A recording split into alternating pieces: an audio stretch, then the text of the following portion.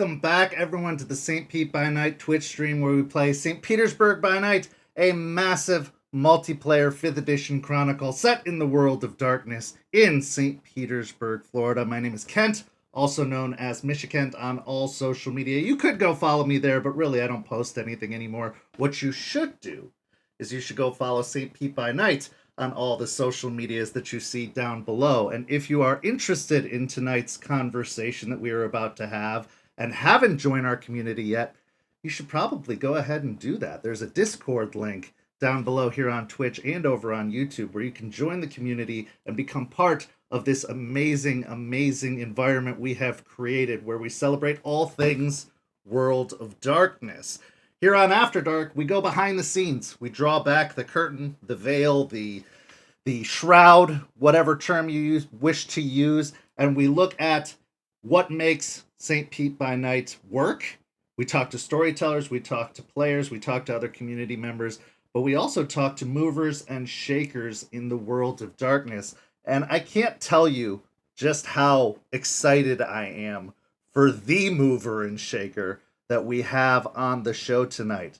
You may know him as Mr. Gone.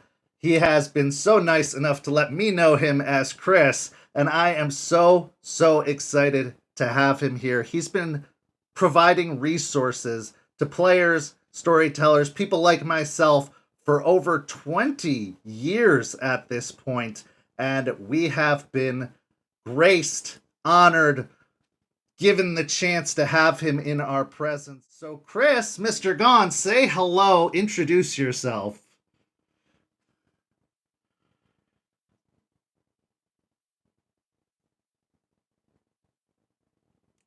So I'm so excited to have you. I'm so excited we could make this happen, and I want to give a big shout out to Rebecca, aka Mimic, who was able to put us in touch, was able to make this happen.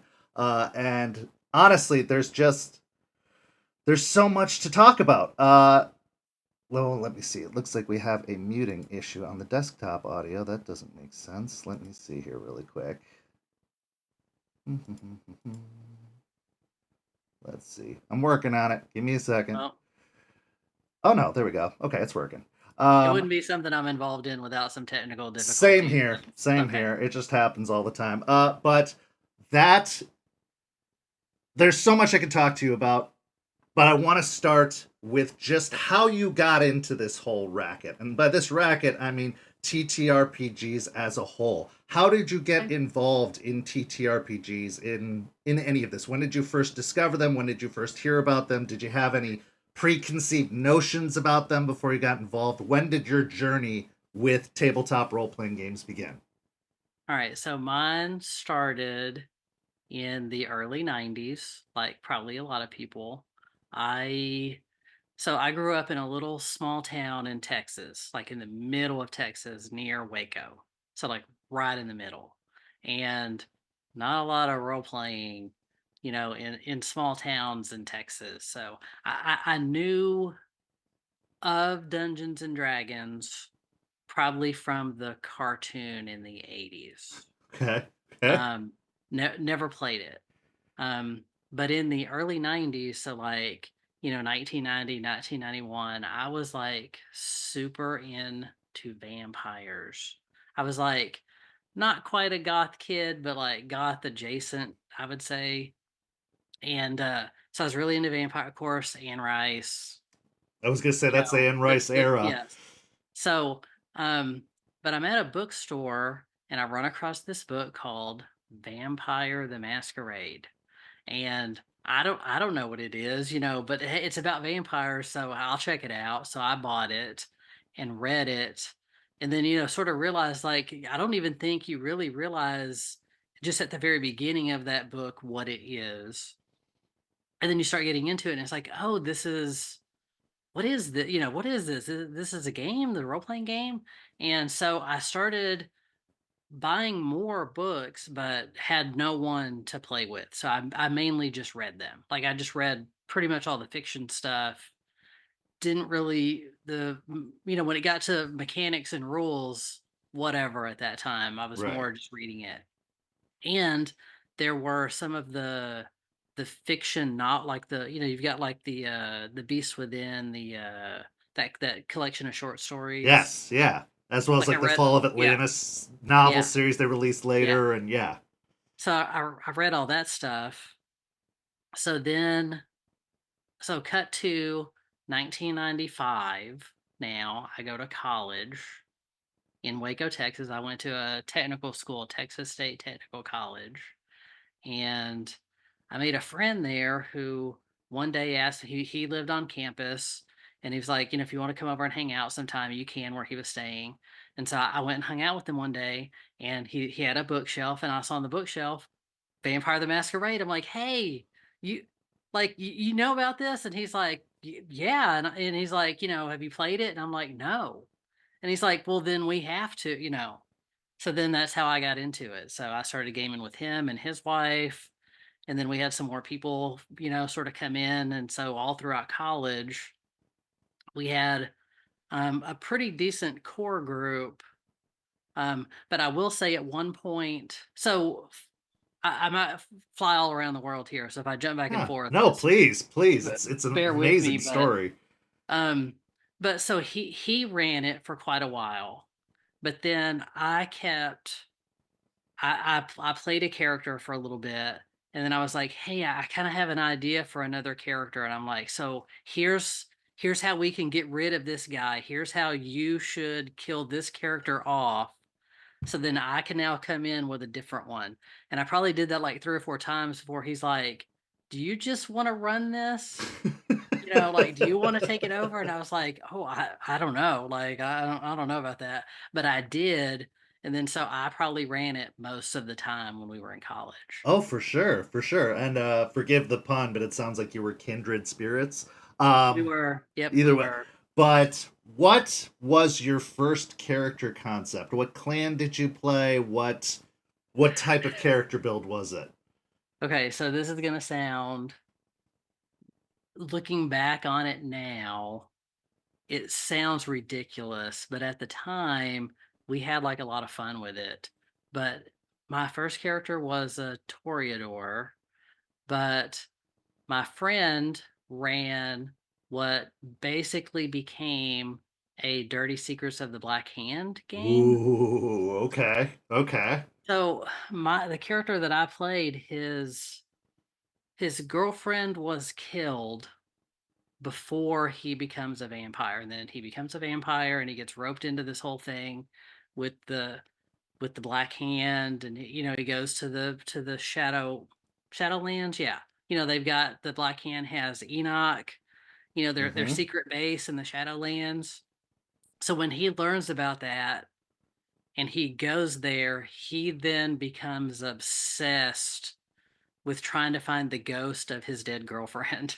Wow, that's amazing. That's Yeah, so that absolutely was, I mean, it amazing. was, mostly like you get caught up in the whole conspiracy of the Black Hand, but on the side, that's what he did on the side, was try to investigate what happened to her. And Well, and that's jumping in head yeah, first into lore. Like that's yes, going I in the know. deep Yeah, end because a we lot of just, people start out with just casual, getting used to the yep, Camarilla or getting used to the Sabbat or the Anarchs, whatever the case is. no, Black Hand, you're we going jumped right deep. It into took me it. many years to even touch the Black Yep, Hand or go even close to that.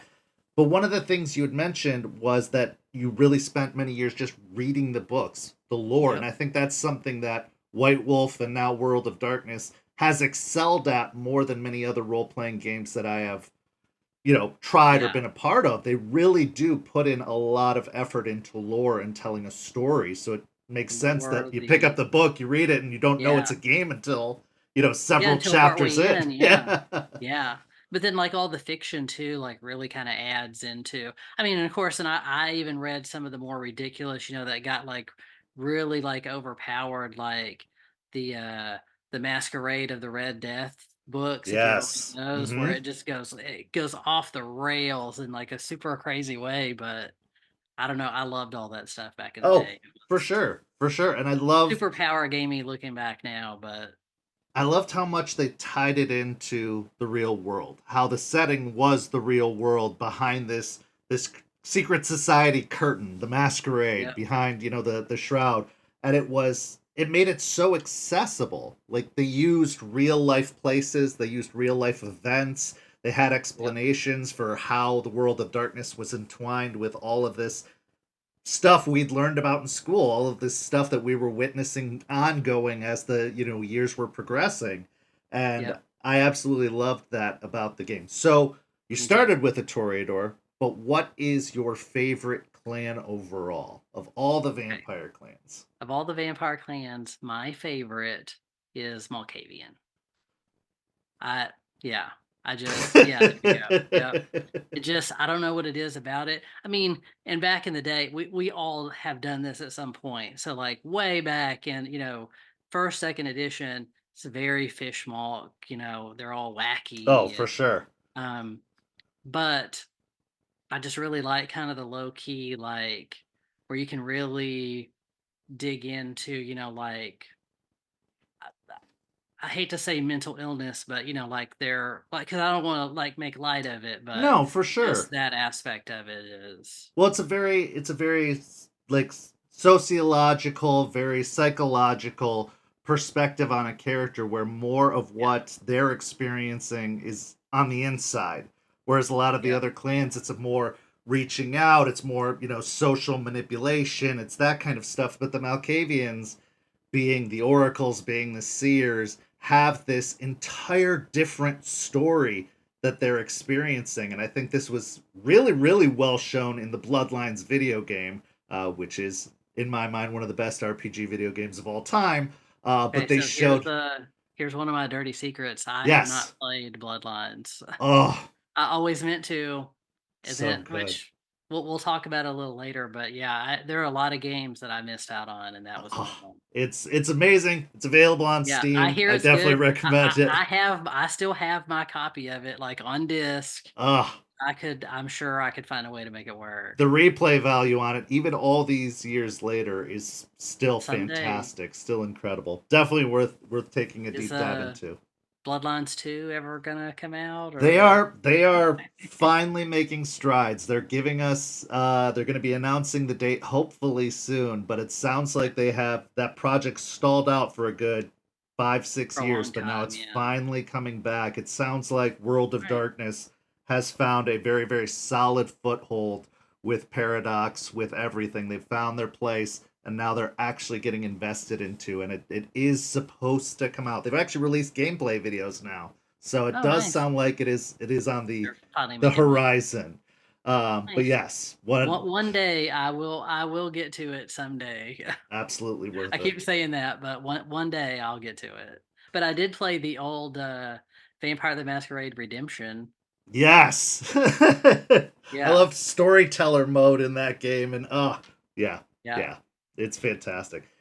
So, what prompted you to get into what would become your namesake, your Yeah. brand, the character The sheet character making sheets. game? Where did that journey start for you? Because it started long Yeah. before PDFs and long before, It the did. website. Yeah. So back in college, we got tired of photocopying character sheets from the back of the book because it's like you either have to, bend this book in a weird way to try to get something legible.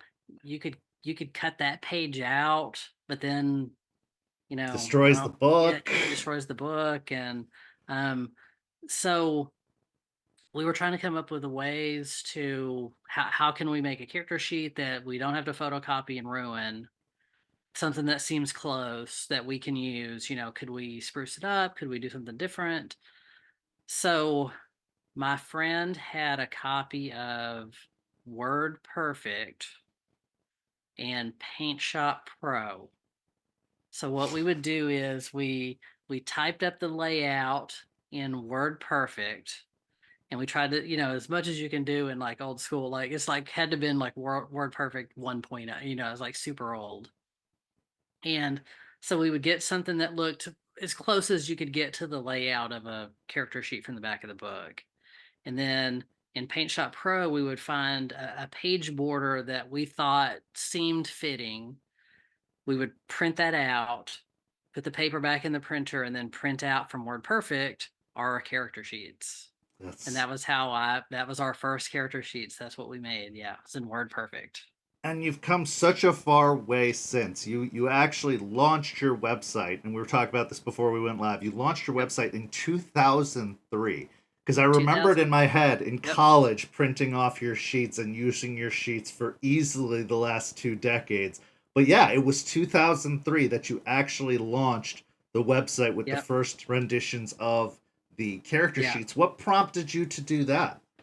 So in 2003, my wife and I moved from Texas to Indiana. She moved for work. Um, so for a year from 2003 to 2004, I was job hunting. And I'd maybe dabbled in the White Wolf forums, but I didn't have a lot to do in between, job hunting and interviews. So I was on the White Wolf forums a lot, a lot, a lot.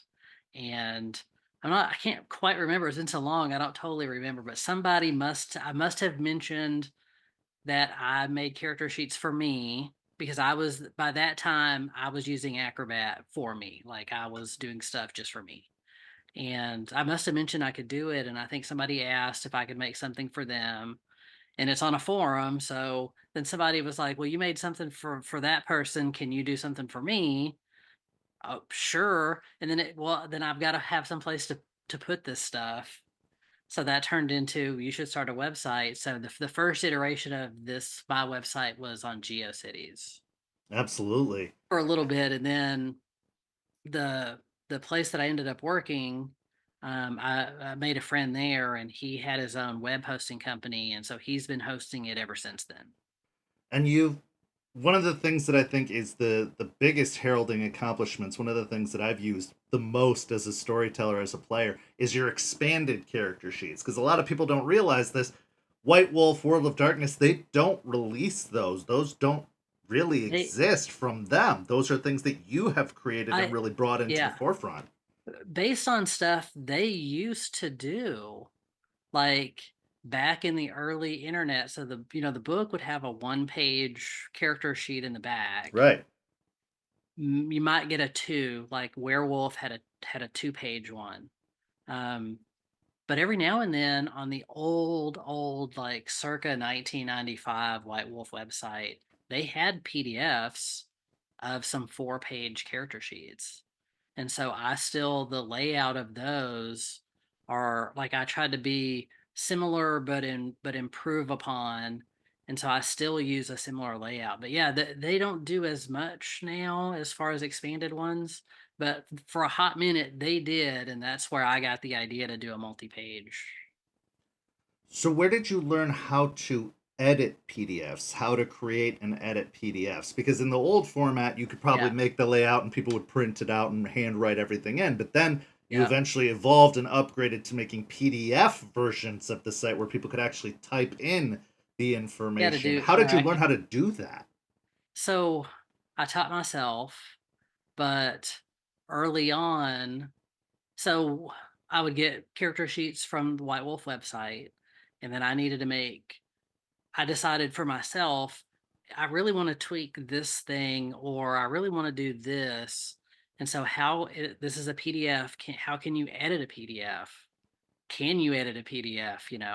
And so the place that when I lived in Texas, the school district I work for had a full copy of Adobe Acrobat, like a full version.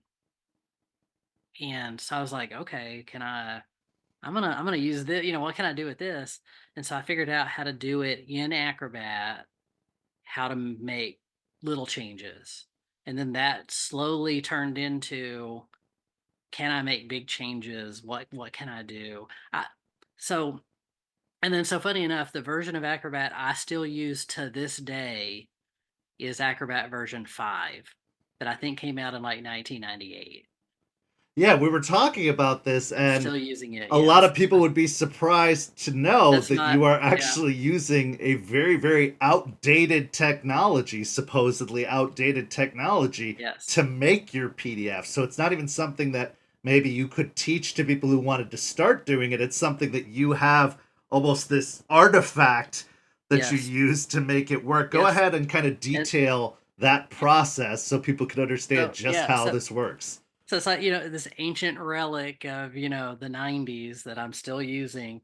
I For a while that version ran on Windows 10, but they've done some updates now it doesn't. So I had to stand up an old laptop with Windows 7 so I could still run it. So the laptop I make all my character sheets on now is Windows 7 with this Acrobat 5, and I have to use kind of an older version of Photoshop with it because when you're working with graphics, Acrobat can export a graphic into Photoshop, but it's an old version of Acrobat, so I need kind of an old version of Photoshop sometimes. I can do stuff in a newer one, and then I can kind of open it in the older one. Um, but so the way this started to work is in Acrobat, even in a version of Acrobat now, it still works this way, even though it doesn't seem as intuitive to me, even though the tools are still there, sort of. Um, but so in Acrobat, you have all these different tools that you can use to do things, and you have what they call there's like a text box, and so you can edit, so like a line of text or a little box of text. Like I found looking at PDFs that a PDF would be made of hundreds of text boxes. Like whatever they use to export this, Acrobat translated this into hundreds of text boxes, right? And so it's like on my character sheet, if you go like to the skill section, right? Every skill, not including the dots, just the name and the line is a text box. The dots are a separate text box, right? That's oh, And that's so so when you want to change something, like you've got, let's say you want to change the font, right? You have to do it line by line. Every line you have to go in and change. And then the font might be a different size or a different. So then it's like trying to line, you have to line things up right. So I use a lot of like sometimes the grid in Acrobat, or it's really funny. For years now, it took me a long time to realize I could do this, but when you're looking at when you're editing text boxes, there's a little tiny window that comes up, a little square window with some of the tools. And I found that that will stay up if you need it to. And so I've started using that as like, let me put this box in this place and I can line up to this, that. Um, but so I started doing character sheets. If I have to do something, like if I'm making one from scratch, I start with a text box from another PDF, a single text box, and then you just line it out and you just build down page at a time. so you're basically a character sheet architect. You're having Yes, to line yeah. things up You on proper basically, lines, and yeah. yeah. Basically, you're doing it all graphically. So, like, like in Word, you would just type a line, hit some tabs, type, go another line. Like you do it all like text with a keyboard. I mean, and you do text in Acrobat, but there's a graphical component too where you have to move that box around. And so, where I get tripped up with a new version of Acrobat is that in the old one I have, you place a text box on the screen wherever you want it to go. And then when I need to make another line, right? So like skills, right? I need one Right. skill and then one under it and one under it, right? So in my version of Acrobat, I can take that text box, copy it, and paste it. When I paste it, it pastes it right over top of it. And then I can just hit the arrow key down 12, 13 spaces, however long I want the space between the next line. Right. In the newer versions of Acrobat, it just pastes it wherever, like it, and then so it's hard to line it back up. Whereas in mine, it's just right where I wanted it to be already, and then I can just move it around that way. So really, you could So only do this with the older version of the the one I'm software to doing, make it yes. work. You'd Now, have to. yes, I'm sure there's someone out there watching this right now that's screaming at their screen that I could use like Illustrator or something. That I'm sure there's something different that would probably work better. But I'm like 20 years in now, and I'm too late to. You It's too found late. you found what works for you, and if it's not broke, don't fix it. Yeah. How, on average, how long does it take you to make a character sheet? Approximately average. Um, it kind of depends on how much I need to do from scratch. So it's like recently, like Friday, I guess yesterday, God, yesterday's Friday. Sometimes my days blur together. I Um, understand. Yesterday I released um a bunch of character sheets for I did a 20th anniversary Werewolf the Dark Ages. And there's like I did most of the tribes, so it's like I think it ended up being like 40 or 50 PDFs maybe. And to get those, it took me like maybe 2 weeks off and on, like a couple hours a day. Sure. Um, so it mostly depends, but if I have to build one from scratch, like all the way, like I got to build it like totally brand new. Um, it could take like maybe 2 weeks, give or take. I mean, and Sure. that includes like because then so after I figured out like, okay, I can build these pages and put them all together. Later on, I figured out how to do the interactive forms. And Which then are so it's like, yeah, amazing. yeah. So once you get it all built, then you can add on all the forms. And so then that takes some time too because every form field, so every type in field, every dot you click, every interactive part of a PDF is a different form field and they all have to be named independently. Right. Because if they have the same name, then they interact the same way. So it's like everything has to have, so it's, like 500 dots and, 300 lines. And yeah, so it ends up being like a lot. That's incredible. That's absolutely incredible. Before we get to my next question, we usually do Mhm. or giveaways here on After Dark, and I do have a very special giveaway for tonight because of our amazing guest that we are having this evening. But since we were talking about outdated technology and outdated Oh. things, I am offering up this copy of Chicago by Night. This is the original release from 2019. I believe Onyx Path Publishing released this one. I am Oh, offering a yeah. copy of Chicago by Night, the 2019 version. They've since re released it again, but it is for free Oh, to somebody in the chat. If they put in the hashtag Chicago in the chat throughout the night, I will do a drawing at the end of the night, and they'll get this free copy of nice. the 2019 Chicago by Night book. Oh, that's cool. So back Nice. to sheet making. So you say it takes you quite a bit of time to make a sheet. I assume when you do the clan specific sheets, that's just a matter of changing the graphics. Like you can change the Yeah, logo and just make sure everything's lined up, and that probably takes not as long as not building the as entire long. It sheet just from scratch. depends. Yeah, like sometimes. So it also depends too on how I want to do the logo across the top or the symbols or whatever. So it just depends. Like sometimes, like I think for a lot of the vampire ones back in the day, I did those with fonts. And so basically you could just like for the border, like this is gonna like it sounds stupid, but it ends up working like almost ingeniously. But so it's like if you need a break in the border, if you just import like a white box, just a graphic that's a white box, the background is white.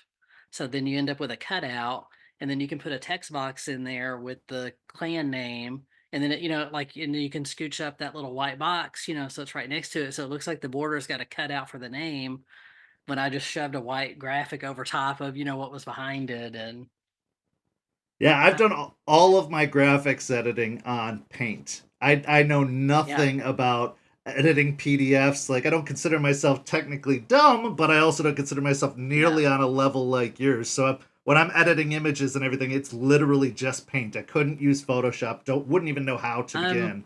I've Uh, slowly over the years taught myself Photoshop. Like I'm still a super amateur, but there's things I'm learning, with layers and blending options and that kind of stuff. So it's gotten fancier over time. Just the tricks I've learned to get something to look right in a PDF. And you can kind of do layers. So newer versions of Acrobat definitely have like you can do a distinct layer. There's a layer like you can do like I think if like my 5th edition vampire character sheets, I use layers to do colors. So I don't know if you knew you could do that, but there's layers in there. So I think there's black, but there's also red because in the book all the clan names were done in red, and I right. couldn't decide if I wanted to do black or red, so I did both. So you can just pick a layer and it'll change the color. Um, my version of Acrobat won't. do that, but there still is some layering. Um, and although I can't import it's really weird. I can't like open a graphic in Acrobat that has like transparent, but I can edit that graphic and make it with transparencies. So then you can like put it in the background or whatever. Right. Yeah, Yeah. overlay the sheet over the image, which I've seen a few of your sheets have. They'll have like the logo in the Put background. the logo in the back. Yeah. Yeah. So it's, and sometimes the way I do that, so when I get like I don't have like a template per se.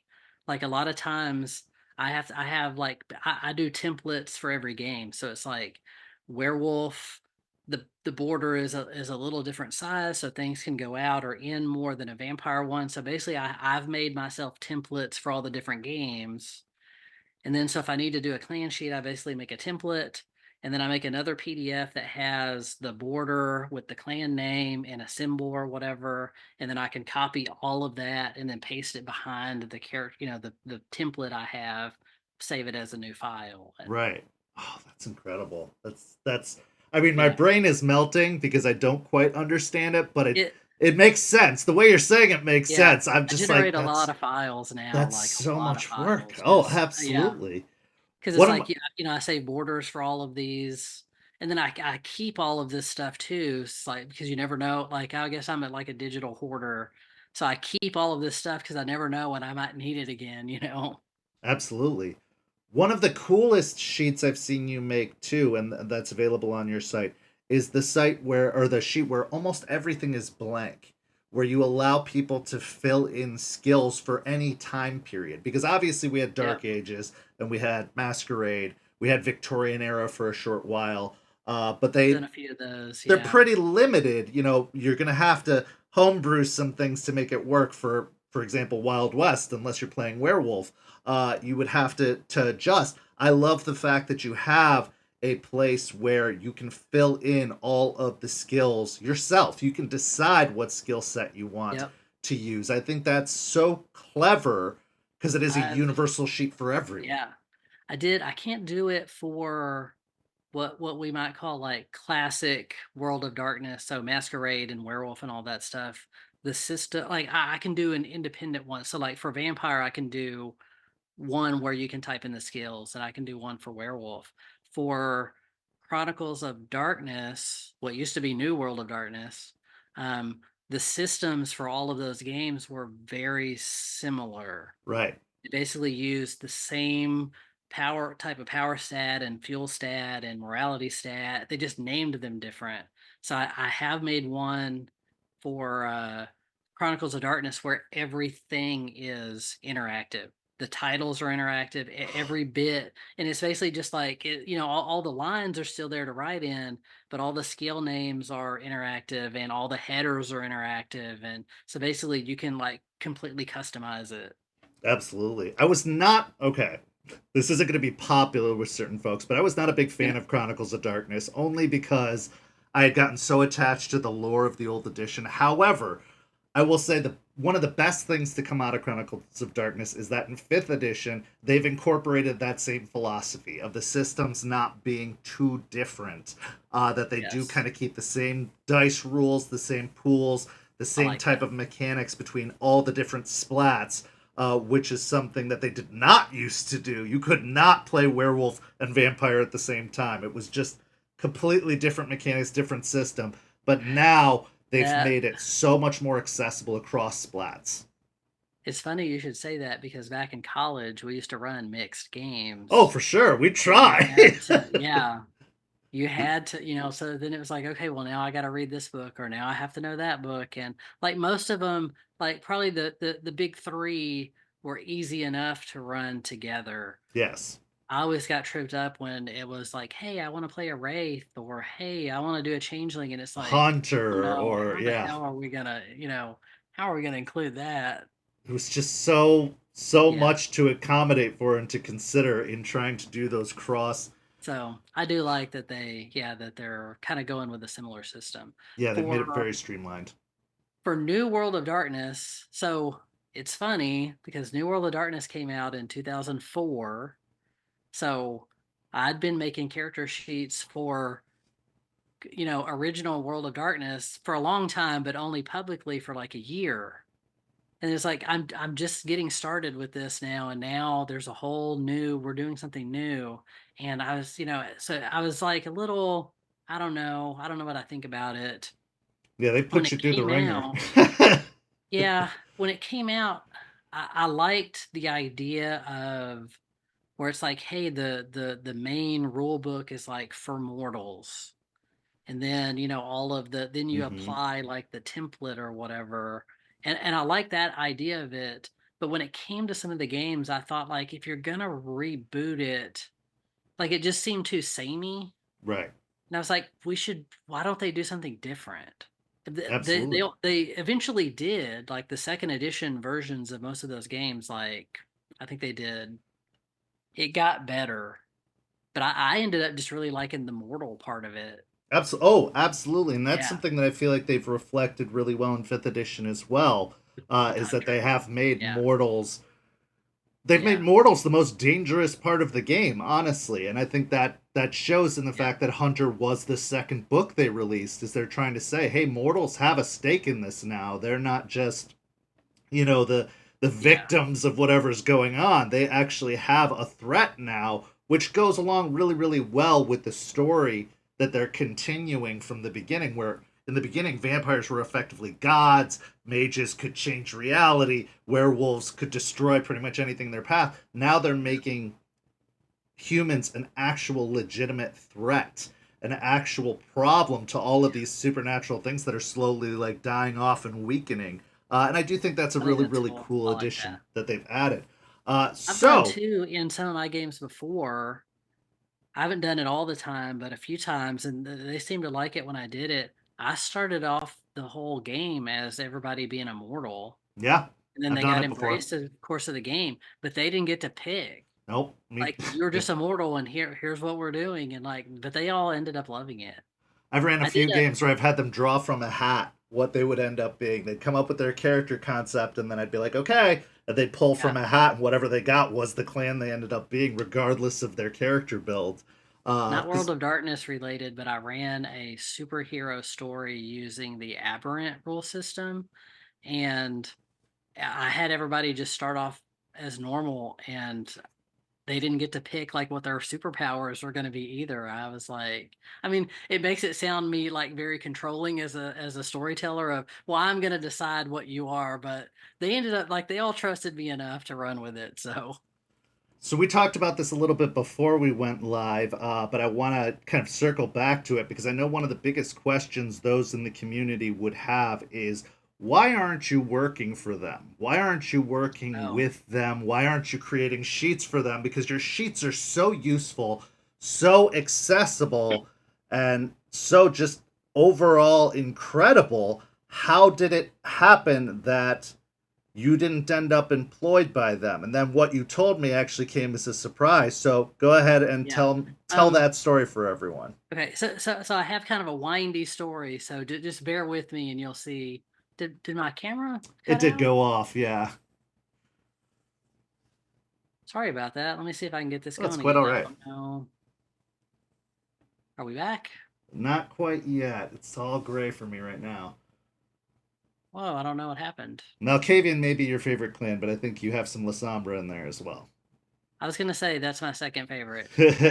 That All right, well absolutely I makes don't know sense. what this is doing. Let's just try this. I'm gonna unplug it. We'll plug Okay. it back in and see what happens. I've never had it cut out like that before. That's super weird. That's Zoom for you. There we go. Perfect. You're Hey, we're back. back. Okay, so bear with me. I have a very windy story about this. I'm excited. So 2004, New World of Darkness comes out, and they launch their new website. White Wolf launches a new website. And then I would say, and then I've been doing this for I don't know how long, or since 2003, but I'd say like maybe it all kind of blurs together in my mind now, but maybe 2006 or 7, somewhere around that time frame, maybe. Um, from being on the forums, I was semi-friendly with some of the people that worked for White Wolf at the time. A lot of them posted, so I was kind of friendly with them. So I had their name escapes me now, but I had somebody from White Wolf reach out and say, "Hey, we really like what you're doing with all these character sheets. Would it be okay with you if we hosted some of them on our website, on the White Wolf website?" And I'm like, "For sure, that's fine. Like, that's cool." And so, so there was a couple back and forth, but that guy left off with, anytime you want to send something over that you want to put on the site, just send me an email and we'll add it. And I don't think he knew what he was asking for, because then I was doing stuff because I just was, it's just a constant stream of stuff. Like, I've constantly had people ask me to do things. It's things that I thought was good enough. I'm going to put it on my website. So we should, so I started sending him emails, tons, to the point he finally emailed back. He's like, "Hey, here's what we're gonna do. I'm just gonna set you up an account. You can just upload everything you want yourself. Just you go ahead, whatever you want to do. We'll give you access. You go ahead and do it." Okay, cool. So I did that for a long time until that site died, basically. Right. Like, until they switched it to something else and they stopped hosting files like that. Um, so cut to when Vampire 20th Anniversary Edition is, they announced that they're going to do one, and it's going to be the last Vampire the Masquerade book. That's what they said. We're going to do a 20th anniversary one. It is the last one. There will be no more Vampire the Masquerade books. This is it. So I emailed everyone I could. Every person I knew that worked for White Wolf, I sent them an email. And I'm like, what do I need to do to make the character sheet to go in this book? Like, if it's going to be the last one, I need to make the character sheet to go in this book. Absolutely. So they were cool with it. And so there was a lot of back and forth, and I did some like some mock-ups, and they sent me like some graphics that they wanted to use. There's a lot of back and forth, but I got it built and sent off to them, and everybody was happy with it. And so on my end of it, and the book isn't out. Like, I'm done with my part. It's got to go off to the printers, and they're still doing whatever the finishing touches or whatever. And also too, they asked me to write. I got to write a little blurb at the beginning of that book. They put all the little Yeah. fan, or like people that work there, or different like little fans or whatever. That I got to write a little blurb. So I wrote a little thing to go in that book too. So that was cool. So the character sheet's off. I'm done with their part of it. I'm doing my part of it now, because it's not enough that I'm gonna do just the one. I've got to do all the different clan ones, and I got to do, so I Yeah, got you're to, not gonna go in yeah. partial measures. You're gonna go. So yeah, when it comes out, my site will be ready. So because I'm doing all the clans, all the bloodlines. I'm like, because there's so many of them too. So I'm like probably 40 clans and bloodlines in that I've made character sheets for already. I've generated all these files. I notice at the top of the character sheet, I've got all the attributes, right? And it should be, strength, dexterity, stamina, manipulation, Charisma, resolve. resolve. And, and I'm like, that's not right. That should be appearance. Why does this say resolve? Oh no, and then I start looking back and it's wrong. And I'm like, because I did so many, New Right. World character sheets at that time that it wasn't appearance, it was resolve. No one caught it. I sent an email, what can we do? And they're like, nothing. It's off to the printer. There's nothing you can do. And I'm just like, no. oh No. no. And they're like, well, the ones that people are going, no one's going to use the one in the back of the book. They're just going to use whatever. So just send us the updates, and future versions, if there are any, will have it. Everything that people are going to download to use will be corrected, but it took me so long to go back through and correct all the character sheets I Oh, did. I sure. was just like, oh no. But no one, like, I've told the story, but no one ever noticed or caught it, or so it ended up being a big deal. But all right, so anyway, so that was it. I got my name in the book. I got to write a little blurb and the character sheets in the back, and that's the last vampire book that is ever going to be, until they decided, hey, this sold really good and we want to do, we're going to make more. So I reached out to, it was probably Rich Thomas, but it could have been somebody else. But so they're going to do the companion. And the old vampire companion had a 4-page character sheet in it. Hmm.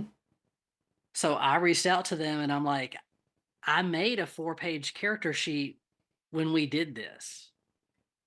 Do you want to use it? Would you like to include it? And they were like, we don't know if we're going to have room for it. We've only got so many pages. We don't know if there's going to be room for it. They're like, but thanks. Okay. So it comes out, and I think the last, like, you've got all the pages that are backer credits, which I get. But there's a couple of pages in that book where they talk about things they didn't include in that book. And I was like, what? Just use those Just use pages. those pages. Anyway, whatever. But after that, they did start emailing me and asking me, we've got a Kickstarter for this. And do you want to do, like, it kind of started off as they wanted to do special character sheets for backers. If somebody backed at this level, they could get a character sheet that had they had somebody like design character portraits, and can you redesign this character sheet a little bit to have a spot where you could put a picture in there just for backers. And so I did that. And then they were doing Kickstarters for a lot of New World of Darkness stuff. And it was, do you want to do character sheets for this book? Or for the Kickstarter for this? Like, do you want to do this? So it got to the point where I was like, it kind of got to the point where I felt like they weren't asking me anymore. They were just sending me stuff to do. And so I was like, hey, I'm cool doing this. I don't want you to take this the wrong way, but like, is there any possible way, like, can I get paid for this? Like, it takes me, quite a while to put all these together. And they were like, well, of course you should get paid. And they're like, sorry, yes, definitely you should get paid. And so then I had a different point of contact, but it was always, they would tell me what they want to do, and then I would send them an invoice and then get paid. Um, until it kind of started where they would ask me to do stuff and I would send them invoices, and then I would send them an invoice again, and then I would send them an invoice again, and then maybe eventually I would get it. Eventually, and I did that for quite a while, for a few years. Most of the New World of Darkness stuff was me. Like, I did the character sheet, the one that went in the book, and then of course all the extra stuff that I do. But eventually, and I'm not for sure if the timing coincides with, like, because at that time it was Onyx Path. It wasn't White Wolf anymore. That was Right. all gone. It was all Onyx Path at the time that I was working for them. And so I don't know if the time where it kind of petered out, if it was when White Wolf was coming back, and like, because I don't know any of the behind the scenes stuff of that. So, but it got to the point where they just didn't send me anything else to do. Well, So historically, I too, the just kept company's doing passed it. hands so many times, even just since fifth edition was released. There was Onyx Path, and now there's Paradox, and it's been Yeah. shifted around a lot. And I know that one of the big things that they had was publisher, trying to find a publisher until they found Renegade. Had a lot And of so, problems, like the company that the I don't know, he's not the owner, but whoever that dude was, there was a lot of problems behind the scenes with the original Vampire 5th edition, like just the people Mm-hmm. behind the scenes running it. They all got ditched, Yep. And they've had you to know. release errata for all the old books. They've had to reprint all of the books again in a lot of ways for re-release Yeah. to update them and get a lot of those issues fixed. So yeah, there were definitely some behind the scenes management So issues that seem to have some of been that could have been settled. there. Yeah. Towards the end too, I noticed that they were sending me character sheets that I guess they made in house, and they just went, "We just want you to make this interactive. Here's the character sheet we made. Just make this one interactive." And then I'd be like, "Okay." But then, okay, but now I'm gonna do the one I want to do, you know. Yeah, So I'm I gonna would do do my my version own. I'm still. gonna do my version still. So yeah, but yeah, with the way it all changed hands, I don't know. And I don't know if it coincided with what was happening behind the scenes there, but eventually they just kind of stopped asking. Right. Right. So, for those I of you mean, out there who are yeah. possibly outraged that our dear friend Chris, Mr. Gone, isn't making money, I do want to take a moment to promote his Patreon. Oh, He started the Patreon right at the beginning of the pandemic ish, and it is the best value you're going to get. While you can get most of his sheets for free on his website, pretty much all of his sheets for free, yeah. I try to you make sure. Yeah. yeah, you can sponsor Mr. Gone by just joining the Patreon. And here's the crazy part, everyone. It's $1 a month. It is literally $1 a month. Or if you sign up and prepay for the whole year, you can get it for like $10.80.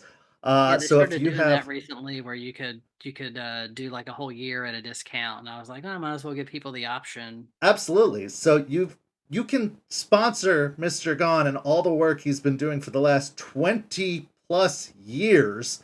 If you've downloaded any of his sheets, if you've used any of his services, go and give back. Go join this Patreon. It's patreon.com/Mr. Gone. You can sign up. You can pay for a whole year for less than $11, and you can be benefiting our wonderful guest and this amazing, amazing resourceful individual who has made the gaming experience so much better for all of us. So, speaking of how you've made the Yep. experience better, the pandemic happened, which caused a lot Yep. of us to have to kind of turn to a more Yeah. virtual way of playing. And the PDFs have been honestly a godsend. I don't know how St. Pete by Night would exist, how most online Vampire the Masquerade games would exist if it wasn't for the PDFs that you provide. Uh, do you have any kind of idea of how much traffic your site gets, how many downloads you get Um, from the site, or anything like that? you would think I would, but I don't. I guess I haven't really paid too much attention to it. I have to. I guess I'll have to look at the dashboard of because I don't host it. My friend hosts it. I mean, and I can sign in and upload stuff, of course. I should look and see like what the stats are of it. I don't really know. I'd I be haven't paid a very ton of attention curious. to it. I'd be It's got to very be quite a curious. bit. It's gotta be because I know, speaking from this community alone, your sheets are Yeah, our go-to. That's it's. where we send people to get copies of the I character sheet. That's the one we hand out.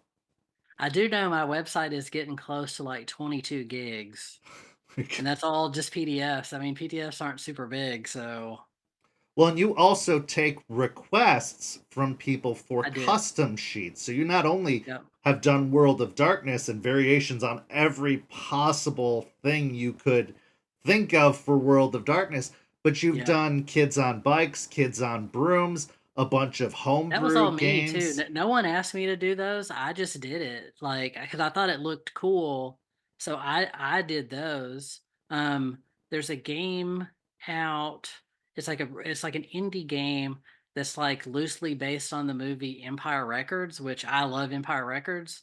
And I had a Oh, friend tell me about this game. It's called Damn the Man, and I saw they had character sheets for it, so I made some very minor adjustments and then made it interactive, and I put those up. yeah, Uh, it's incredible. I looked at the list of games earlier today, and there I were did. easily 2, 3 dozen games on there that aren't World of Darkness. They're Yeah. just Passion Like, projects. yeah, we briefly talked about it. I briefly ran a game called Dungeon Slayers. It's like a free old school dungeon crawl, and I did interactive character sheets for it, like just for me to use because I wanted to play it. And I put those up, and it was free when it came out, but the website for it's defunct, so I'm posting that now if anybody wants to check out Dungeon Slayers. Um, Absolutely. but I've done character sheets for another free game I really like called Risus, Okay.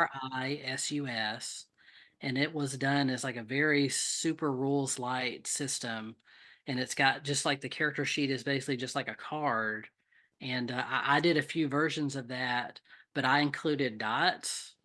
All the World of Darkness character sheets have Mm-hmm. dots, so it's like to keep track of the number of dice you needed for this game. I'm like, I should just do dots. So It's so yeah, so I've done simple. character sheets for that, but people have asked me to do some for other games. I've done some officially for a few games, like legit, like they paid me to do it. So, Um, Mimic in the chat actually asks, what are some of the requests you've had to say no to?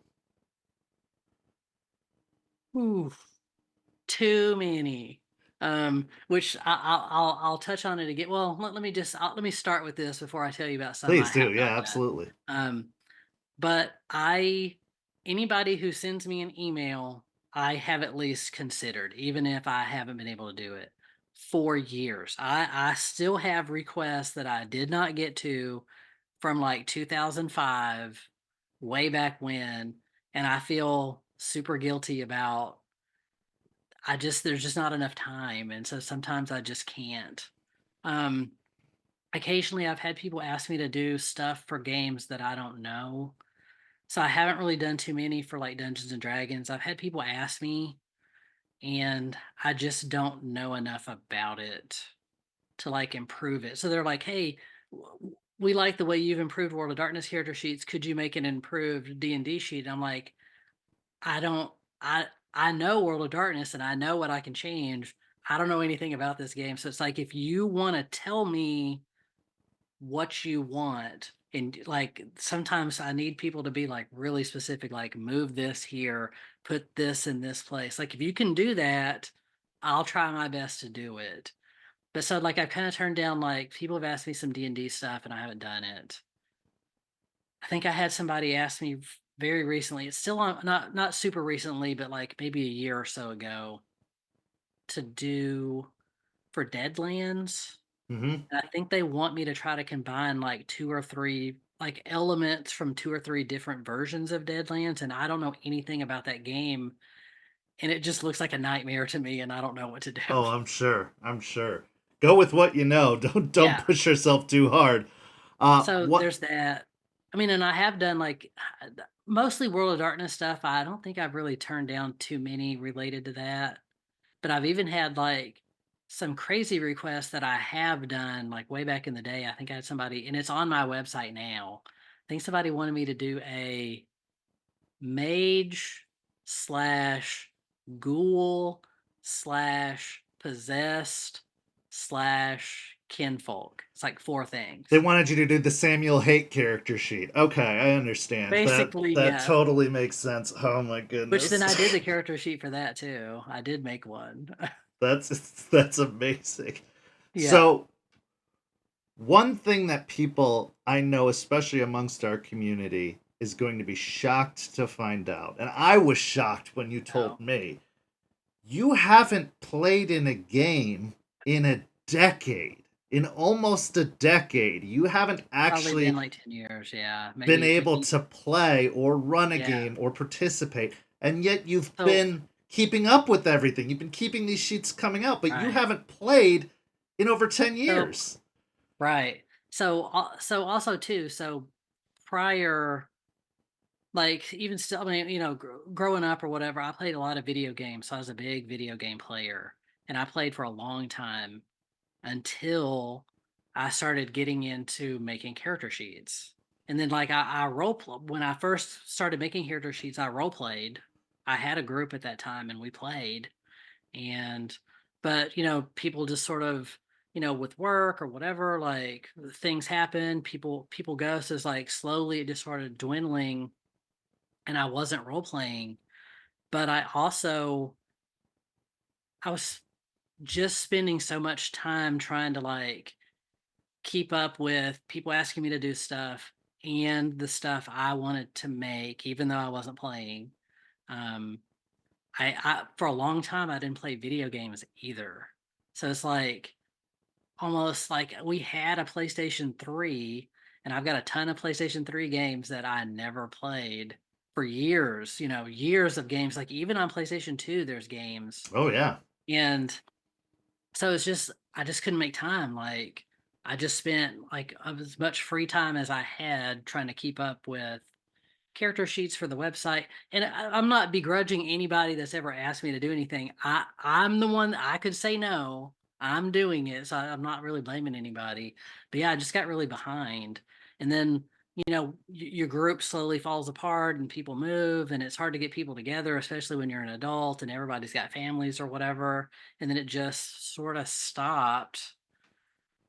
So the last thing I ran was Dungeon Slayers for my kid, who's not a kid anymore. My kid is 23 now. Um, but he was younger. He was, like maybe not middle school, maybe early high school. I can't quite remember. The years blur together now. Oh, of course. Um, but he wanted to get into role playing and they were thinking about D&D, but they weren't sure. So I'm like, I've got this, I know this game Dungeon Slayers. We'll do that. It's an easy, and then if you like it, then you can move into something else. So I ran a little bit of Dungeon Slayers for him, a couple of my friends, and a couple of his friends until I did maybe 3 or 4 or 5 sessions of that, like over the course of a couple months. So then they started to want to play their own. They wanted to do it themselves. He wanted to run it. He asked me if he could run it, but he wanted to tell me about all of his ideas and what he wanted to do. So then I couldn't play in it. Couldn't get the full So I experience if you was know the what's going yeah. on both sides of the curtain. Which was fine. I mean, eventually, who wants to play with your dad? I get it. You know, uh, but Dungeon Slayers was probably the last thing I did. Maybe prior to that, there were a couple of people I knew online that were supposed to come to get together in person, and it all fell apart. And after that, it just sort of again, there's just not enough. I don't have enough hours in my day sometimes. So, Absolutely. um, Well, and to but run a starting, game, I think people forget that it takes so many more yeah, hours than just playing because you got to prep, you got to know yep, the system, you got to do all these things, you got to correspond with players. That there's like twice as many hours, if not more, that you have to yep. spend into game time. So that's an extra, responsibility. Yeah. So in 2019, my kid went off to college, and I decided that I was going to try to start making time to play video games. We had a PlayStation 4 that we'd had for a little bit, and I decided like I'm going to make time to do this and play some games. So ever since then, since like mid 2019, I've been making time at least a day, usually more than one day a week, for an hour or two playing games. So I got caught up on some of the ones I missed. I even played a couple on PlayStation 2 that I missed. A couple of PlayStation 3 games. I had one PlayStation 3 game I absolutely hated and I really regretted that I played it. Oh no. What game It was that? Heavy Rain I've never even heard of that game. by this company, man, who I'm trying to remember who makes it. They've made a bunch of different games and I absolutely hated it. The gameplay was awful. Quadratic Dream, I think, is maybe the name of the company. They made a few. I think they did one like Detroit Become Human. I think that was a big Yep. one. Yep. I just hated it. The story, I hated it by the end of it. And like it just made no sense. Like it just seemed like because it's kind of supposed to be like a murder mystery kind of deal. But then when you find out like who the murderer is at the end, it made zero sense. And Ugh. so I just like okay.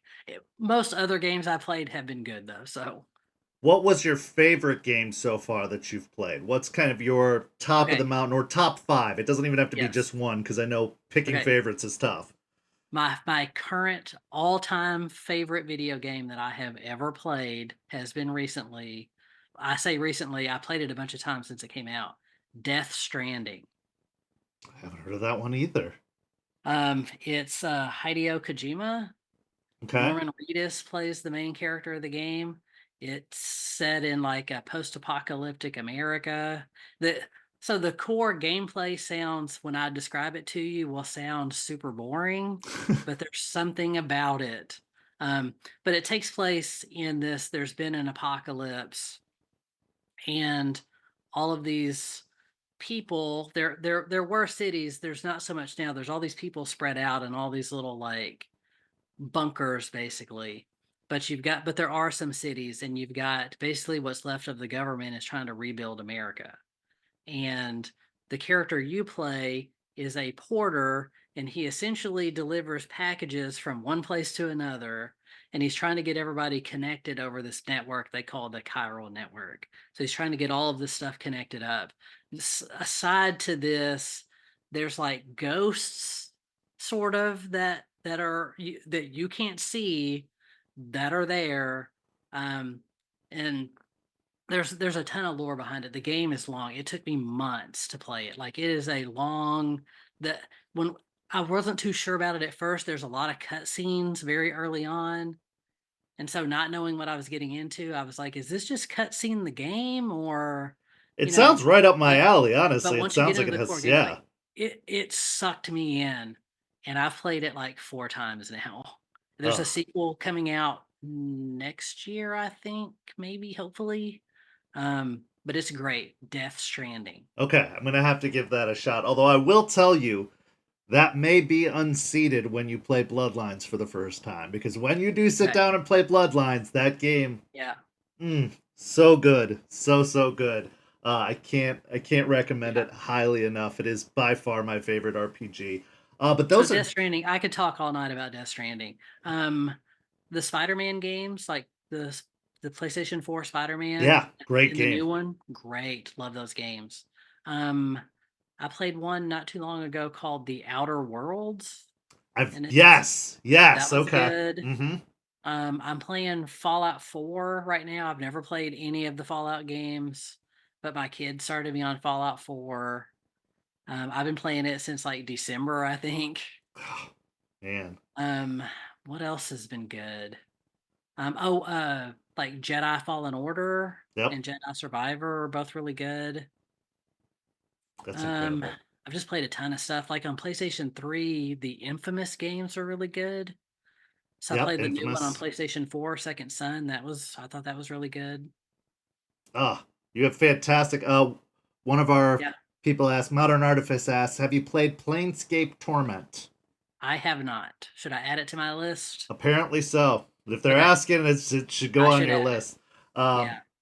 well, I can say for certain, it is an absolute tragedy, a travesty that after everything you've done for the community and the gaming, the TTRPG world, that Well, you are not in a game. stop So playing. you, I do like that I get to like keep my foot in it, basically. Like, I'm not out. I'm still in it. I'm just making characters. I'm just letting other people play. And so I'm trying to help other people with their games. That's my what helps you keep that passion for it though? Because it is a lot of work. You are spending time out of your day, not making, not yes. getting paid to do it, not really, getting There the recognition you deserve, I think. What keeps you there going in that if you're not even a part of the playing aspect of it right. anymore? I have had times, not a ton, but every now and then I'm working on something, or I'm just about to start some big thing, and I'm just like, what am I doing? I don't want to. Why am I doing this? I don't want to deal with this. But then I'll get an email from somebody that goes, "Hey, I really like what you're doing, and we've used a ton of your stuff, and your character sheet really helped with whatever we were doing, and it helped us get into it or whatever." And that's what keeps me in it. When people say, "I like what you're doing," some people just find it and like it, and some people have been using it forever. Or I've even had some where it's like they were out for a while and they're back in, and they're like, "I didn't even know you were still doing it." And like I quit and now I'm back and you're Yeah. still here. So I like that. So I keep doing it for that. Even though there are sometimes there's things I don't want to do, but I just have to do it. Well, I can tell you, Yeah. speaking for myself and the hundreds of people we've had pass through my community, like we wouldn't exist the way we do if it wasn't for the work you've done and how appreciative we are of all of the effort you put in. I mean, you've made so much the game so much more accessible to so many people. You've made it easier to teach, you've made it easier to learn, you've made it easier to Yeah. play, and we are Thanks. endlessly grateful for the work you do. And you always have a seat saved for you in St. Pete by Night. If you ever decide, Thanks. even for a one shot, you want to try Thanks. and dip into it, learn V5 or whatever the case may be, you are more than Thanks. welcome to join us. We would love to have you because you're a hero. I mean, to put it Thanks. simply, you're a hero to the I gaming community because of what you do. Yeah, like I said, I just tried to fill a niche, I guess. Like for whatever reason that boggles my mind, a lot of role playing games, the character sheet ends up being an afterthought. And it just didn't matter. And they just put well, we gotta put something out. So it just doesn't work or it doesn't look right or something. And I try to make sure that because the character sheet, like for a lot of players, I mean, there are a lot of players even back in the day, they did not have any of the books. They just came and played the game. And the only, like they've got their interaction with the game is the person running it and their character sheet. And so I Yeah. just try to make a character sheet that can be like that can sort of invoke whatever mood the game is while still being functional. So, Well, and it makes the characters feel so much yeah, more special when they have their bloodline sheet or when they have their clan sheet. Like it something customized gives and this yep, extra special taste of the game that like yes, we're all together in the fact that we're all using the same system, but there's something to be said for picking a certain clan, picking a certain tribe, whatever the case may be, and to have something tailored to that tribe, to that clan. Just that it does make the game extra special, and having the multi-page character sheets is priceless because we yeah. talked about it a little bit before. They don't give you enough space, and even with your sheets, we take all of the space There are we can times get as much because as you can. it's Yeah, yeah, it's such an amazing, amazing service that you offer, and you do so with so much humility. You do so with asking very little in return, and so I can't tell people enough that they need to go. And I'm going to promote this again. Go promote this. Go provide for this. Support this Patreon. It is the Hey, best deal you can get in all of gaming, honestly. Like for what you're getting in response. $1 a month, or you can get the whole year for $10 and like 63 cents or something like that. So go support the try to Patreon at patreon.com/Mr. Gone. Please, please, please go support it because that yeah. we can't thank you enough. We can't thank you enough for Thanks. everything that you've done. It's absolutely incredible that you've done so far. Before I get to my next Uh, question though, I want to mention our giveaway tonight. I'm giving away a 2019 copy of the Chicago by Night book that came back from Onyx Path Publishing. So put hashtag Chicago in the chat. And if you're in the US, sorry, people who are overseas, but if you're in the US, I will ship this to you for absolutely free. Hashtag Chicago in the oh, chat to be in the thanks. running for that. So was So there? just to Yeah, say go real ahead. quick, on the Patreon, I try to check in, let people know what I'm doing if I can. Sometimes some of you gotta like tease it a little bit. Sometimes I'll post a preview of something I'm working on. I just try to like check in every now and then. If you're gonna pay the buck, the least I can do, is like just let you know what I'm doing. I mean, sometimes I don't have a lot to report. So it's just I've had three people ask me to do something and that's what I'm doing. Here's what I might be trying to do coming up. Or if I have a Absolutely. preview, like when I just recently did the some 20th anniversary Dark Ages werewolf character sheets, and I posted up a preview of that. Right. Just to and then it was like a couple weeks later, I finally got them all done, and most of them I'm still waiting on some stuff to finish that project out. So I've had a request for something. I'm in the middle of something now, and then I'll get back to Werewolf the Dark Ages. But I wanted to put out what I had because I think they look really cool. So Well, and honestly, you've done so much what else could we ask of you? Honestly, like It's what you give funny to away me for sometimes free. that Like, every now and then I go, "What else is there? What else is there to make?" And then somebody will email me with something, "Hey, I didn't see this, or I don't see that," and I'm like, "Okay, I guess I didn't do it all." one of the questions we got actually came from Double Magus, who's watching right now. Do you have the 5e sheets for other splats started already, or do you just wait for the specific details, or do you wait for the books to actually come out first? Like for Mage, which we all assume is the next big release for fifth Yeah, edition. Have you already kind of started on something for I that, or well, it's funny. So I think for Mage and Changeling, I've had people ask me for their games they wanted to run. They had some ideas of what they wanted to see, and so I've done those. okay, okay? So you're kind Um, of waiting for the actual Kind of releases waiting to to try and see, do. yeah. Okay, that makes Just sense. because, yeah, just because I don't know, like it's hard to say what they're gonna be or what they're gonna do. Like I Yeah, think back before, before Vampire the Requiem came out, I think I tried to make like we got some hints, of what it might be, and I think I put out a character sheet for it, and then it ended up being like nothing, like almost nothing close to.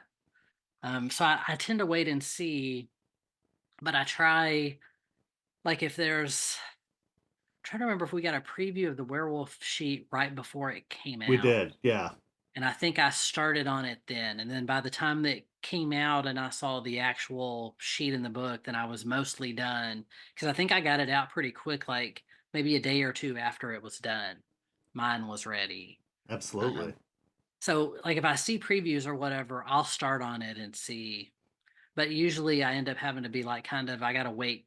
Or every now and then I guess well, I guess they're not really doing because they're not really doing Kickstarters for that anymore. No. But back in the day when they were doing Kickstarters for some of that stuff, people would be like, "Hey, we got the backer preview and there's a character sheet. Here it is.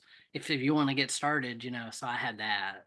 Well, that's good. So you did get kind of advance notice. People, but Yeah, that's sometimes. again, Yeah. that's how you are the go-to person for this stuff. Like people want to get your version of things out as quickly as possible because it is so valued, it is so Yeah. useful, and I can't sing your praises enough. Like after 20 years of using your I, products, like it's yeah. so important to running a game.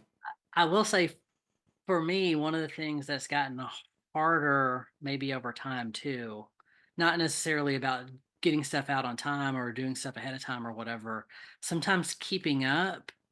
So back when well, because New World of Darkness was out, I was still making character sheets for classic World of Darkness. So when I was doing all the interactive forms, one of the big things that everybody loved were drop down menus. So you have a drop down menu that's got everything in there, right? Yep. So the problem is so I make one character sheet. I've got one main vampire character sheet, and I add in all of the drop down menus, everything I want. And then that becomes my template for all the clan character sheets. And then, so suddenly that one gets turned into like 40.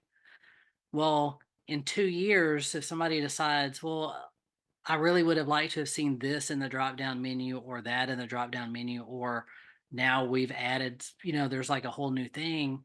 So now it's not just one thing to update. If I want to do it, it's, 40 or 50 and so Absolutely. sometimes I just don't do it. No, that like, makes sense. but I, if anybody watching this doesn't know, I try to make sure everybody knows. All the drop down menus on my character sheets, you can also type in. I was gonna say that. That's one of the So you great can just features of add, it. yeah, yeah. So if there's not something there that you want, you can still just click in that field and just type it in. Yep. Not a lot of some people don't know that. Some people do, some people don't. No, it's a So great feature of your sheets is that even I if do it is like a that. drop down menu, you can customize it to be something that isn't included in the drop down menu. And that's been, So again, try to super hit a middle valuable. ground of that. So sometimes if it's something big that I think needs to get added, I'll do it to like the main one. I might not hit all the clan ones, but like just Right. the main one, I'll update that. Yeah, absolutely. Absolutely.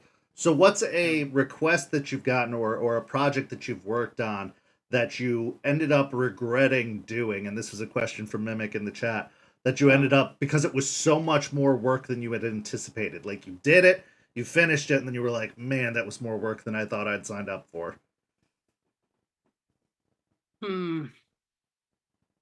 Don't hate me, but sometime there was a time, I think maybe it was maybe it was with where, not that I regretted it. I don't think I've ever regretted anything I've ever done, but the sometimes for werewolf, you've got the werewolf themselves are fine, but it's like when you get into people want all the changing breeds too, Yep. and sometimes they're all so different.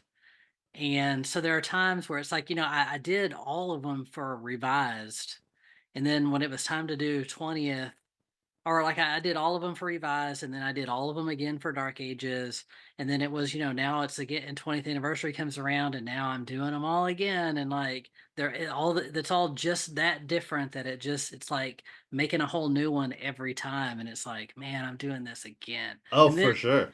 and then no one asked me to make these 20th anniversary Dark Ages sheets I'm doing. I just started to do it.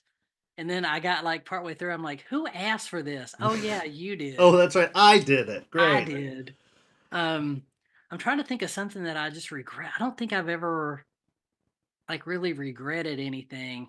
There have been times where I'm just like, I don't want to do this. Hmm. Why am I doing this? But I know that it's going to help somebody. We appreciate it. They We need, appreciate it every they really time. need it, and I just need to get through it. I'm not the one using it, but somebody is going to use it. Well, and the things that I've So found on your site that I didn't even know I needed, like there were coterie yeah, sheets and domain sheets and NPC sheets where you could have multiple NPCs in the listing. Like it was so incredible to be able to go and find that. Your site has become a go-to bookmark for me of when I'm looking for something. I'll be like, okay, let me check World of Darkness. Nope. Let me check Mr. Gone. Yes. And I'll grab whatever I need from there. That's how I discovered Caldorian's rules for Werewolf. That's how like I've it's such a valuable resource. Any well, serious World of Darkness player needs your site bookmarked because it's so important. and like you said, I take requests. So if you don't see something you want, you can email me or message me or whatever, and I'll at least consider it. Again, I've got requests that go back for years that I feel awful that I haven't got to, but I do try to. And sometimes I just need it to be something that will interest me. Like, I mean, because sometimes I'll just do things just because somebody asked for it, but sometimes somebody asks me for something, and I'll be like, "Oh, that I I'm shocked I don't have this. I like that idea. I'll do it." So that helps too. But yeah, if there's something that anybody out there wants and I don't have, you can ask me and I'll try to do it. Absolutely. If it's within my power to do it. Occasionally, my hang up is, even still after all these years, I'm not very good at making my own graphics. I can edit graphics perfectly, I think. Well, as perfect for me as I can get. Like I can manipulate something. But if somebody's like, I want something totally brand new, and I want it to look like, I need a border that looks in a certain way, I'm not as good at doing that. Right. Right. So occasionally I got to reach out to people. Hey, do you have any ideas? Can you do this? Or um, just, like I need, like for werewolf, like all the 20th anniversary werewolf sheets, I had somebody created all of the logos for me, like in that sort of like metallic bronze. Like I reached out to somebody and they made all those for me. Well, I may be touching So base with you about a modified werewolf sheet composing both the Caldorians and the. We'll talk. yeah, We'll talk. we'll But talk. Let me know. uh, Yeah. for those who are, interested in working with Mr. Gunn, it probably helps to be a Patreon subscriber to prioritize your I've work in had, his yeah, I try list. to, yeah, if somebody asks me for something on Patreon, I try to do it. So Absolutely. So if you're not a Patreon subscriber, go be a Patreon subscriber if you're going to ask for something. I know we already got a request for you to do the Laws of the Night character sheet, the official one. So I'll put them in oh, touch with you or whatever the case may be for okay, that. But yeah, sure. absolutely. I think that it's invaluable what you do. It really, really is, and it is very, very much Thanks. appreciated. And I I'm can't. just glad that I can help and that I've been able to do it all this time. I, It like my kid was, when I started doing this, my kid was like 2 years old. Now they're 20 years later, 23. 20 Yeah, years. they're 23 now, and so I've been doing it their entire life. I That, mean, to the point that for a while, like, they were running Dungeon Slayer before they started playing because they moved on to D&D. Before they started doing Dungeon Slayers, they wanted to change that character sheet up for whatever they were doing. And so they talked to me about doing it. And so I tried to teach them how to do it. And they sat with me and did some things, but ultimately it was like, well, can you just do the? So like I ended up doing stuff for that too. absolutely. But yeah, That's their entire life I've been doing this. what is It's your it's favorite TTRPG of all time? Walks the Web, Anonymous in the chat asked, "What's your favorite TTRPG?" I mean, World of Darkness has to be up there with how much it's work you do for it. it's Vampire the Masquerade. That's my favorite one. That makes That's what I sense. started with. It's still my favorite. I mean, I might be biased. I got to do the character sheet in the V20 book. I like that version a lot, even though I have not run anything with that version of the game, but I know a lot about the 20th anniversary version. Um, but Vampire the Masquerade is my favorite. Just old school, like first edition, Hmm. weird, crazy Vampire the Masquerade. That's my favorite. Well, maybe Um, one day we can get you to sit down for a V5 and see what your thoughts are about the system, because I'd be very curious to hear what your thoughts are comparing the old to the new. I And need it'd to just be look good to through have that you in the game more, again. It blows which my mind. we briefly talked about it. I need to look through the fifth edition book more.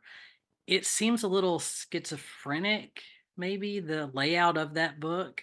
The It's book very is, weird. yes. The The book is system not. I hear is really good, but the layout of the book itself seems very odd to me. That is one of our biggest gripes amongst the staff is every time that they release a new supplement or something, we're like, who's editing this? Who reads this through and says, oh yeah, this totally makes sense. Like you do have to jump around so much. And so we've made so many documents to try and Like streamline cheat it, to make it, sheets, to yes. skip it. Like, okay, just go to this page if you want this thing. And then you never have to look back at it again, Yeah. just because of what you're saying. So the books themselves are frustrating, but the system and the gameplay I have found to be more streamlined than ever. And that's fifth editions of games across the board, D&D, Yeah. Vampire, like they've Which just done such a good job with it. I don't know if I said either. I'm not crazy about the official character sheet for fifth edition Vampire. I don't blame That's you. why I did mine. Like I did, which, and I don't want to say like I painted myself in a corner, but I started like I don't really care for that one, but I did one in a similar style, in a more what I would call like a minimalist style, which I thought looked better. But then I had to Absolutely. do one that was more like a classic look. But then I started doing like I did like a requiem. I did one that looked like a requiem sheet, and I did one that looked, like I did a few different styles, and then that carried over. And so when Hunter came out, I did it in like two or three different styles, and I think I did werewolf in like two or three different styles. So I sort of like box myself in of now I have to give people all of these options. Oh I man. can't just, because I want people to use it. So I've got to make what I think they might use. And some people for fifth edition want that minimalist style. They don't want one that looks like an old masquerade sheet. They want something that looks not exactly like the one in the book, but closer. So I have to, okay, here's one that I think is better, and like just the layout of it. I think the layout of that sheet's a little weird, You're not and wrong at all. You're not wrong at all. It is. I so mean, that's how this I came up with is. mine. I mean, I talked to some people that had played through it a couple of times, and then they were like, like I'd really like all of this stuff together, or all of this stuff together here, or this doesn't need to be on the first page; it can be on the pack, or so. I try to do that just to make sure that the flow of it made sense, that everything was kind of where you would want to find it. So, Yes. No, and that's the sheet that is our go-to is your layout versus any of the minimalist layouts because it does help keep things organized. And I think people take for granted that maybe it doesn't require as much inventory management as right. D&D, but you do need a lot of like you have different sections, especially when you get into Tremere or Banu Hakim or anything like that, where you get rituals and blood magic and all this other stuff. Like it's just really nice to have it organized and in the places you expect it to be versus whatever random location they decide to Yeah. put it in. Oh, okay. This sparked my brain. I don't know what made me think of it. Like one thing I'm about to say leads me to something else. But I say recently, but it's been a year or two ago, maybe. I had somebody. I had a request to make a werewolf character sheet, like a Werewolf the Apocalypse character sheet in the style of, I think, a 20th anniversary vampire sheet. So it's the vampire fonts, it's everything, but it's a werewolf sheet Huh. for but it looks like a Vampire the Masquerade sheet. And it was the weird, like, just making it was weird because I had to do the logo in that font. And I mean, it's got the forms and everything. Like, it's the same layout as a normal werewolf sheet.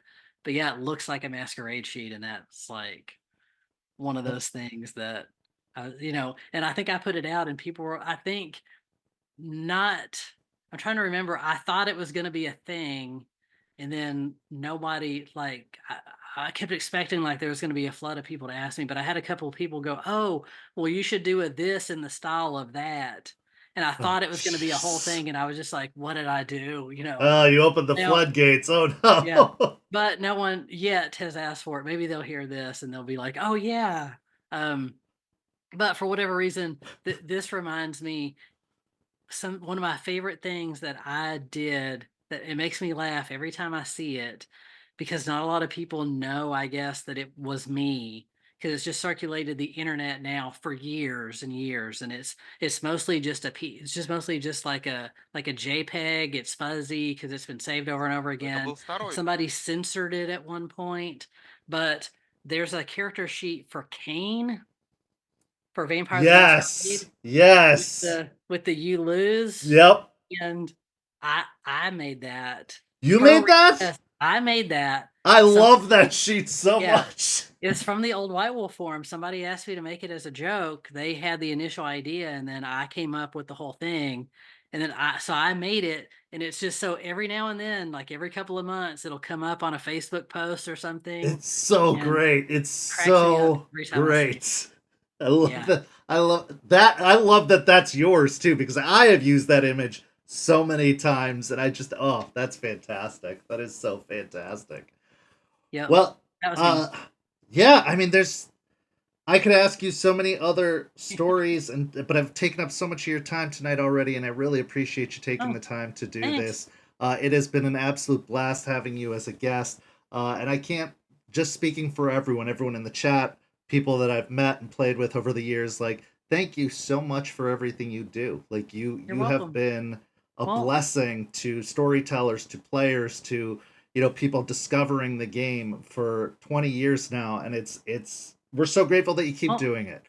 and I'll say thank you to everybody out there who has enabled me to keep doing this. So I'll phrase it like that, because if nobody ever asked me to work on anything, I probably wouldn't be doing it. Oh man, Like, just because, like, I did it for me, and so when I was playing, like, all the stuff I did was just for me, until I started doing it and it became, for everybody else, and now it's just for everybody else. So thank you to everybody who uses it. I love it. I'm glad that everybody has put all this stuff to, like, such good use. I'm glad that I could help, even if it's just in a tiny way, that I can help everybody's game. well I can tell you we're going to be using it long into the future, like indefinitely, because it's been such a valuable tool and I have some requests for you that I'll make Okay, myself because sure. like I said it's just been so beneficial to us and I can't state again that if you ever want to dip your toe back in, if you ever want to try a game, I know 6 storytellers alone that would love to have you even for a one shot to bring you back in because it is just a crime that you have not been able to enjoy the community that I you've done I so might have much said for. it. I feel like I get in my head about it sometimes. So I was never sure that I was a great player. And then I really liked storytelling, but then I was always never sure, like, was that, is that really good? Are they just telling me it's fine? Or I guess they played with me for so long, but you Well, if you ever know. want to run a game, I'd love to play in it too. So Okay. whatever the Yep. case may be, if you ever, excuse me, want to jump in again or even try it out, I know that we would love to have you. You are such a valued part of this. You are one of the biggest movers and shakers in World of Darkness in my mind to this very day. I've been following your work for 20 plus years, and I know that everybody really appreciates so much that you've done, and Thanks. can't thank you enough for Oh, everything you've done. you're Uh, welcome. Well, I'm glad I could help. Before we get to a couple of final questions, I'm going to do the giveaway now for the Yeah. 2019 Oh, Chicago by Night book. This could be yours if you've entered hashtag Chicago at all in the chat tonight. You are in the running for this book. This book will be shipped out to you hopefully by the end of the week by me personally. I will get this in your hands. So thank you so much for the people who've been watching along tonight, and entering into the giveaway. So the winner of the 2019 Chicago by Night book is J Bell 90. So J Bell 90, you've won this book. Get in touch with me. nice. You can message me on Congrats. Twitch, or you can message me on Discord, or whatever the case may be. Send me your shipping information and I will get this in the mail to you ASAP. Congratulations to J Bell 90. For some rapid fire questions for you before we have any final I'll, thoughts and I'll try my best to answer. one, I believe it was Mimic who asked, Rebecca who asked, "What's your favorite craft brew?" Whoa. Wow, that's a big question. Um, Let me think. Okay, so I'll say that my favorite style of craft beer, I think, is like an imperial stout. Okay. And if you give me a barrel aged imperial stout, I'm there. But I guess maybe like one of my current favorites is there's a brewery near to me. They're in Bargersville, Indiana, so it's close to Indy, called Taxman. And they do every year in April, they do a beer. It's gone through several different names because I don't know, like legal stuff. Currently, it's called Deadline, and it's a barrel aged stout. They do several different like variants of it. It's good. I like it.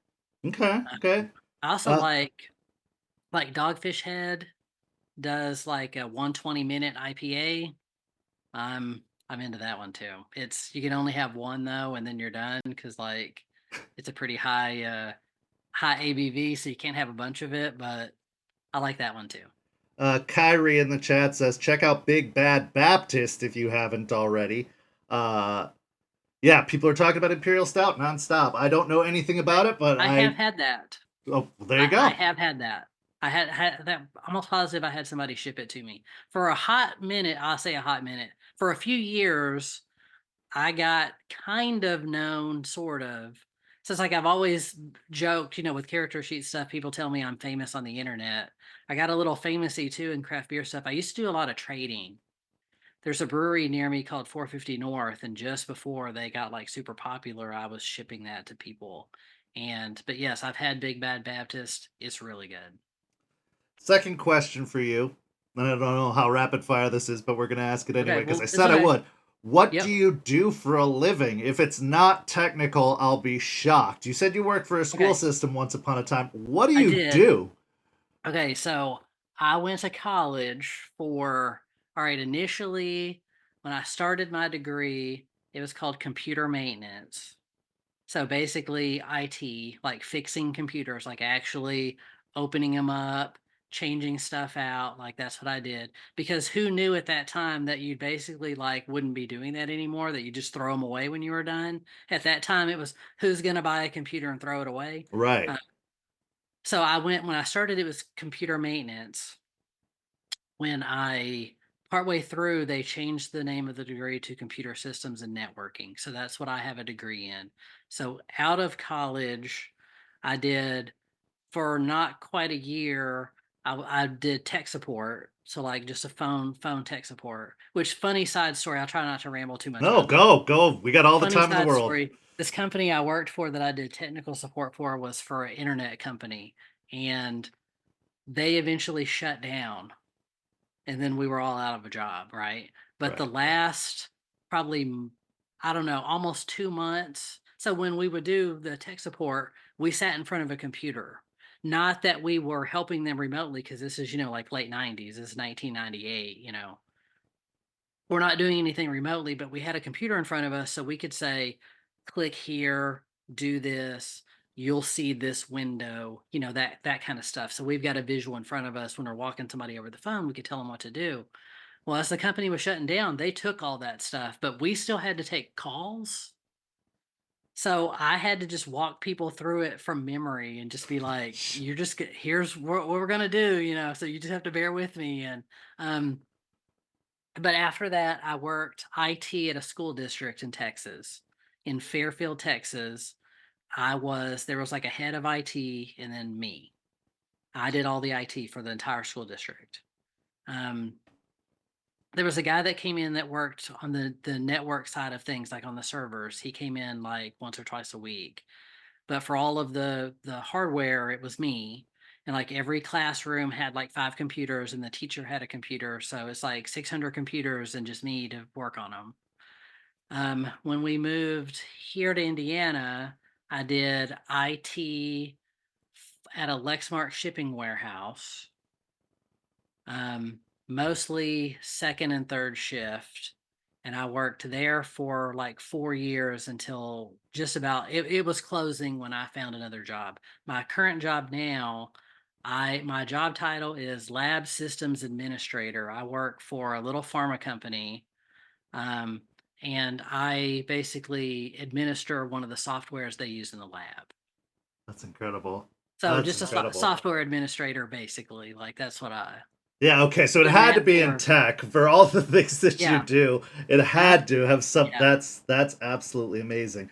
and I've been N- there for 16 years. Next So, question, mhm, completely different topic. okay. What's a clan or tribe or any World of Darkness subsect that you've wanted to play but you have not had the chance to yet? Hmm, I guess I would say that I have not played Wraith before. Sort of, we included it. I've included some Wraith elements. Like I really like the idea of like the Shadowlands and all that stuff. I've not ever really played it, and I think it would be interesting too. It just seems like the barrier to entry of that game seems like hard. Like it's hard to kind of wrap your brain around it. And but I always thought it seemed really cool, but I've just never played it, and I always thought that would be. Wraith is actually the splat I'm really hoping they release for 5th edition because I loved old Wraith. You were right, the barrier for entry was very high in the older editions, but with the way they've been doing Wraith or the 5th edition books so far, I really hope they do a Wraith splat because Be a I little loved more that game. I a little, loved that game. easier to get into. Yeah. I think it was cool. I'm trying to think of some clans that I never really played that I thought would be cool.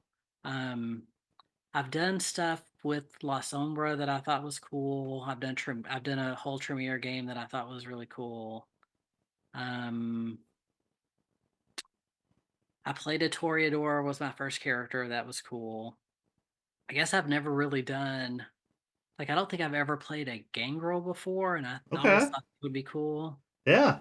Never done that. I haven't really played much werewolf either, so like I've I got found 5th edition to be way better than the old editions, so okay. maybe I could convince you to try some werewolf at some I point should because look it is a into lot it. of fun. It's a Like lot of I fun. like I like I had somebody ask me like my favorite werewolf tribe. I like bone gnars. I think that seems cool. Um, but I have run werewolf sort of like when we had a big mixed game. I didn't get to say this earlier when I was in college running games. We had a little core group and there was probably like maybe 6 or 7 of us like regularly. But there was a time for maybe 3 or 4 sessions where I was the storyteller for like 20 people. Wow. And it was I don't know how did I do it? Like I don't know how anybody runs a game for like that many people. It just looking back on it, I'm horrified. I don't know how I did it, but When I But started it was this a big server, I mixed was the game. story. Everybody played something different. There were werewolves in that game, there were vampires, there were, like we had a few different things. We had 90 people sign up for this server when I first started it, and I was the only storyteller at the Oh, beginning. I whoa. feel your pain. Okay. I Well, feel your I guess pain. 20 No, no, people isn't that 20 is a many lot. compared, That's but still a lot. I don't. Oh my god, it's insane. But I feel your pain. It's so much to manage. But yeah, it's woof. That's a lot. Okay, so what is a TTRPG, non World of Darkness, that you've wanted to play but haven't had a chance to try out yet? hmm, let me think. Because I briefly, way back in the day, I played Shadowrun for a hot minute. We played Cyberpunk for a hot minute, like all the cool 90s games we played, for a little bit. Um, Maybe the newer Star Wars role-playing game. Okay. Like I played the West End Games one back in the day. But I never played the newer one, so that I might haven't be either. I played the D20 one, but I haven't played the newer one. yeah, yeah. See, I didn't even do the D20 one. Like I said, we did the old Westing games where if you played a Jedi in that game, there were times where, it's like a D6. And we had times where we were rolling, like 30 or 40 D6. You Yeah. got like a big handful of dice that um but the newer Star Wars game might be interesting. I've never played D&D, so maybe Oh, really? Never even tried it. no, I've never played like I played that game Dungeon Slayer, so it's like adjacent sort Yeah. of. But I Yeah. never played D&D itself, so maybe. Okay. That's interesting because that's been a lot of people's access point to other TTRPGs. Most Right. of the people I've brought in here started with D&D because of the pandemic. I mean, we're talking about people who've only Yeah. gained 3, 5 years at most, and D&D was their access point. So it's interesting to meet somebody and talk to somebody who never played D&D ever. No, never did. That's very Even cool. all the other games we tried, yeah, it was always like we mostly just played World of Darkness. That was my favorite. It's been my favorite. That's kind of my go-to. Absolutely, absolutely. It's my favorite with a bullet. Um, have you ever played Magic the Gathering? I have not. Okay, It looks very intimidating to me. it's I, expensive. not, I will say that it's probably not even the same thing, but in my mind, it's adjacent. I recently last year played Ascension, Okay. which is like that deck building game, Yep. and it seemed kind of intimidating to me, but I ended up really liking it. So I even bought like a 10th anniversary edition of it or something. And it's, because it's not like um you're not really like playing against the other players, you're playing with them. And it's a deck building thing, but it's all like you're not none of the cards are like collectible, I guess. Like I've never really Right. gotten into any like the collectible card games. I will say just to mention it, my current favorite like board game, card game kind of deal that I play probably more than anything else right now is called Flux. Okay. I haven't played Anybody's it. heard of it? So I'll give you the pitch for it. There's a ton of different versions of it. So they've like reskinned it for different things. So there's like a Cthulhu one, and there's a Batman one, and there's a monster one, and there's all these different ones that they've skinned it for all kinds of different occasions. Um, but the crux of the game is the rules of the game change as you play it. Ooh. Okay. So it's a card game, right? And the rules are basically everybody starts off with like three cards. They're all these special cards, right? Right. And the rules start off, you draw one card from the deck and then you play one card, right? And then as you play, the rules can change. So you have different goals, the criteria you have to meet to win the game. The goals can change, the rules can change. So it all is in flux as you're playing. It's great. And I love it. It's like my current favorite card game. That's fantastic. It's put Uh. out by Looney Labs. Okay. I'll have to check it out then because it sounds like a Yes, lot of people in the chat love that game. So I'll have to I give that one recommend a it. shot. Yep. And then finally, have you ever played Warhammer before? These are all things that are very popular in the Yes. community, so I have to do my job and ask it. Yep. I have not played Warhammer. I know of it.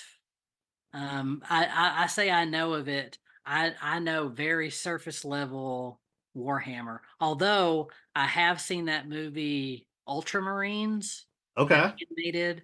I have a Blu-ray of that. It's a cool. I don't know how many people have actually seen it, but oh, this reminds me too. Mm-hmm. Slight side story. This has No, nothing to do do it. with Do Warhammer, it. but there's a game called Mutant Chronicles, Okay. the role-playing game. They made a movie of it. So I didn't know anything about the role-playing game. I'd only seen the movie. Um, but I got contacted by the company, somebody from the company that puts out the role-playing game, and they were talking to me about making a character sheet for that game, and then I never heard back about it. So Oh. ultimately, like it fell through and I didn't get to do it. But yes, but there's a movie of it called Mutant Chronicles. I think Thomas Jane is in it. Oh, okay. Huh. Yeah. Um, but it was a role-playing game, but I didn't really know too much about it. But I almost got to make a character sheet for that game. So Oh, that's incredible. um, Well, but Warhammer, I know a little bit about it. I know it's super popular. yeah, I would Uh, have had to ask what army you prefer to play with. I don't know anything about it. I just know it's super expensive because you got to it looks buy all those expensive, minis and yes. stuff. But Yes. Chris, thank you so much, honestly, Yeah. for everything that you do. I said it several times on here, but I feel like it's still not enough. Thank you for joining us tonight and taking these two Yep. hours out of your night and spending Oh, it with us and answering it so was many fun. questions. And it's been an absolute blast. Again, always have a seat at whatever table I run because I feel like I owe you so much. Just as a Eh. storyteller, that I'd love to play with you or play in a game you're running or have you play in a game I'm running, whatever the case may be. It's just been such an honor and such a privilege. And so I want Thanks. to remind everyone that they should go support Mr. Gone on his Patreon, patreon.com/Mr. Gone. It's $1 a month. $1 a month. 10 close to $11 for the year. So go And, support Mr. Gone on that well, Patreon and and I'll keep say him doing too, it. don't feel obligated. If you just go to my regular website, it's cool. As long as you're using it, that's the important thing. So Well, I'm obligating you. Don't listen to him. I'm obligating you to go support. Also, you can follow Mr. Gone, Chris, on his social media. I've got the Twitter located there, which is twitter.com/Mr. Gone V6. But he's also on Instagram at yeah. Mr. Gone V6. So you can go give him a Yep. follow and see all the amazing, amazing thing that Um, he's doing and posting and up to. I'm on Threads. I'm on Blue Sky. It's all at Mr. Gone V6. So you can find him Facebook, I'm everywhere. on there. If anybody, I'm in like a lot of the like I post in a lot of the like World of Darkness Facebook groups. Yeah, so go follow So Mr. Gone and support him because he is, and I'm speaking like your third person, even though you're right in front of oh, me. He is such a vital part of this community, and it's been an absolute joy and pleasure talking to you. And I can't thank you thanks. enough for Yeah, taking it the was time fun. to do this. But thank you all so much for watching tonight. Go follow Mr. Yep. Gone, and then follow us at Yeah. St. Pete by Night on all the social media listed down below. And this week we've got tomorrow, we have Bloody Strings, the next episode of that VTM Chronicle. On Tuesday, we've got the next episode of Rage Across Tampa, the Werewolf Chronicle, where we're going to see the after effects of what happened after the jailbreak. On Thursday, we have Don't Get Caught, our Anarch Chronicle. On Friday, we've got What the Hell Is That, our Hunter the Reckoning Chronicle. And then next Saturday, come join us for another After Dark, where we are going to have the players from the Good Girls Blood Coterie joining us to have another table chat. So lots and lots of content every week here on the St. Pete by Night Twitch channel. So go check it out. But for our dear friend Chris, Mr. Gone, I'm Kent. Thank you so much for Thanks, watching everybody. tonight, and we'll see you guys next time. Have a good night, everyone. Yep. Thanks. Have a